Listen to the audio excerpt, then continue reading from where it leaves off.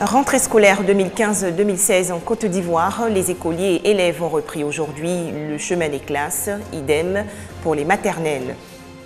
La Tabaski 2015 célébrée le 24 septembre prochain en Côte d'Ivoire. La communauté musulmane prépare activement la fête, mais les prix des moutons donnent le tournis. Enfin, le Burkina Faso pourra-t-il sortir de la crise? L'armée loyaliste est en route vers Ouagadougou, la capitale, pour déloger les putschistes. Bonsoir et merci à vous qui nous suivez sur RTI2. Lundi 21 septembre 2015, c'est donc la rentrée scolaire en Côte d'Ivoire.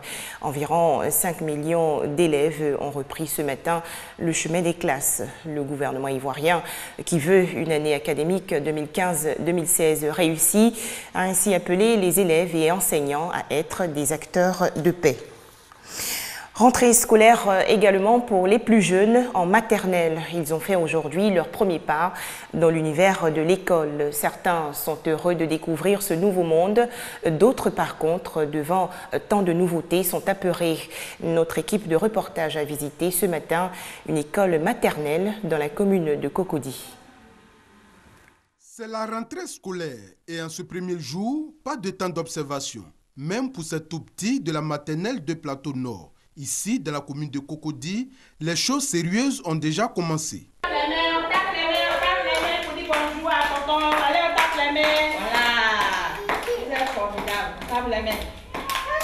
Pas toujours facile avec les plus petits. Pour les ramener à de meilleurs sentiments, Kossia confie la directrice à son astuce bien à elle.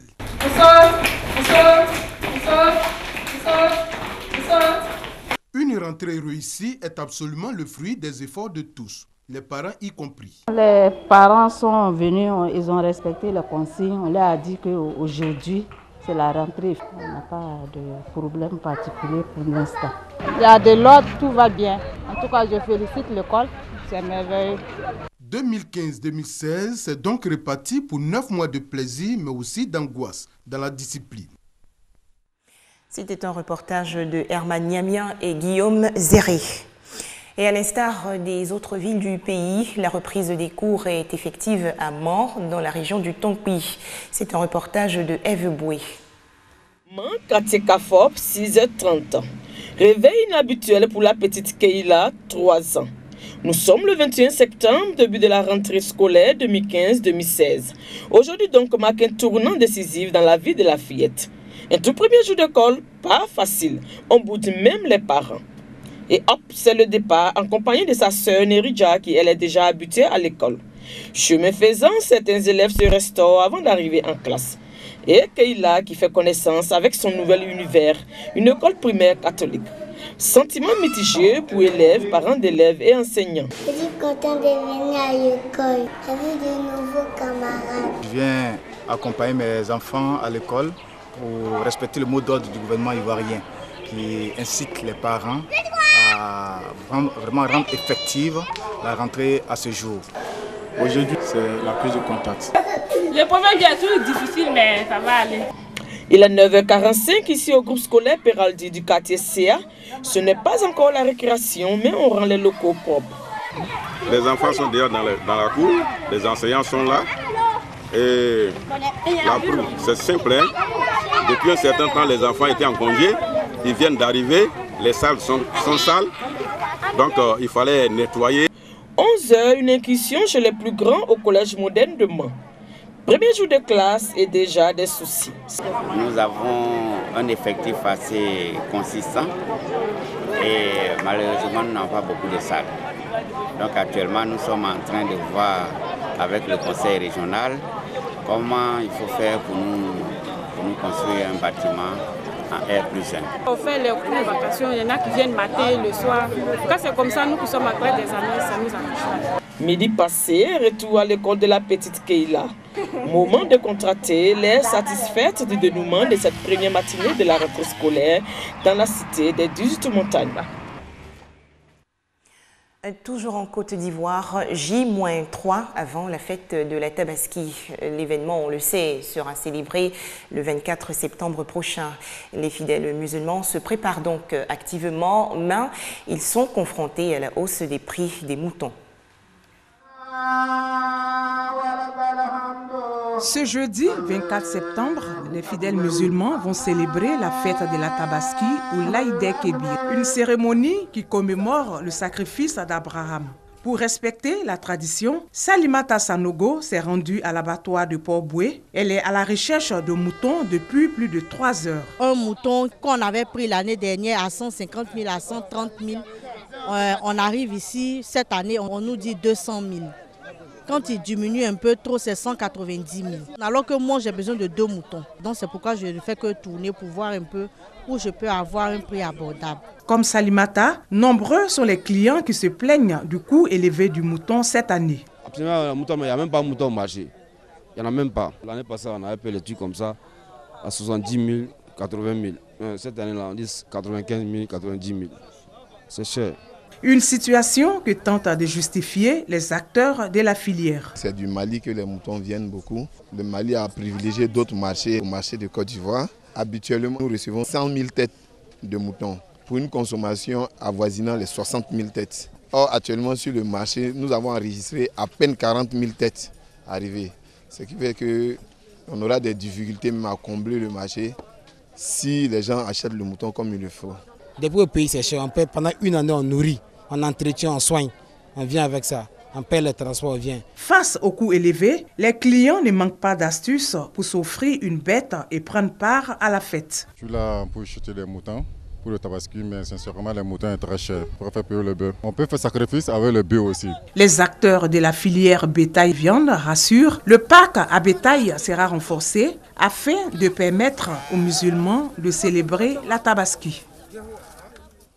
Des précisions de Grace Kando. C'est aujourd'hui la 22e édition de la journée mondiale consacrée à la maladie d'Alzheimer.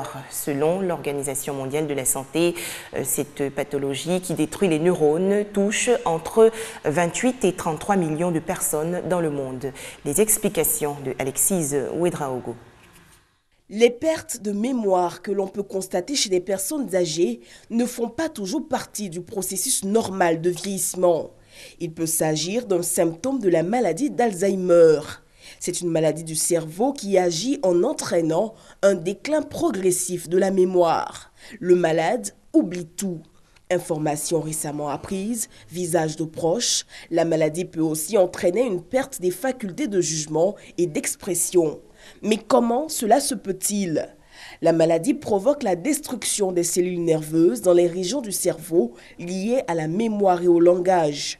Elle évolue graduellement et est très souvent liée à l'hérédité. Lorsque la maladie se déclare, le malade a entre 8 et 12 années d'espérance de vie.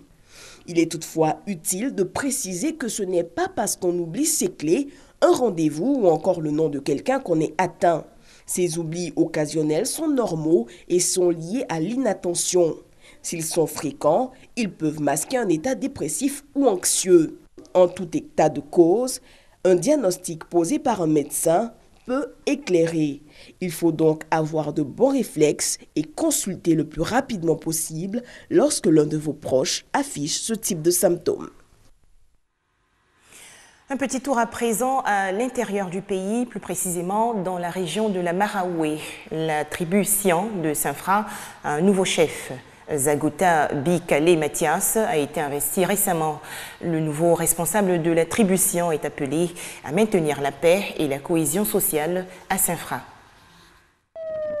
Douafla, au centre-ouest de la Côte d'Ivoire, dans la région de la Maraoué.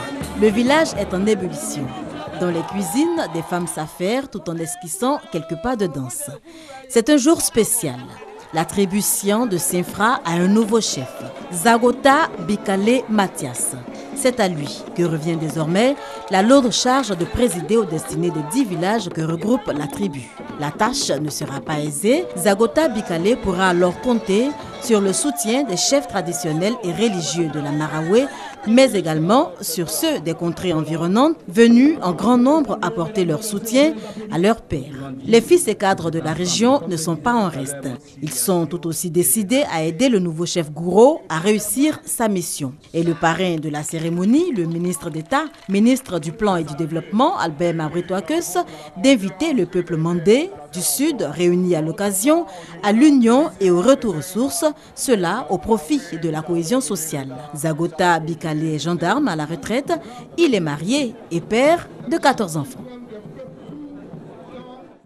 Des explications de Michel Mambo.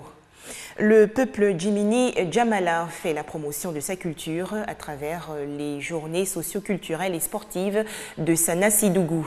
L'événement en est à sa 14e édition. Au menu, des jeux et une opération de salubrité. C'est un reportage de Ouattara Amadou de RTI Bouaké.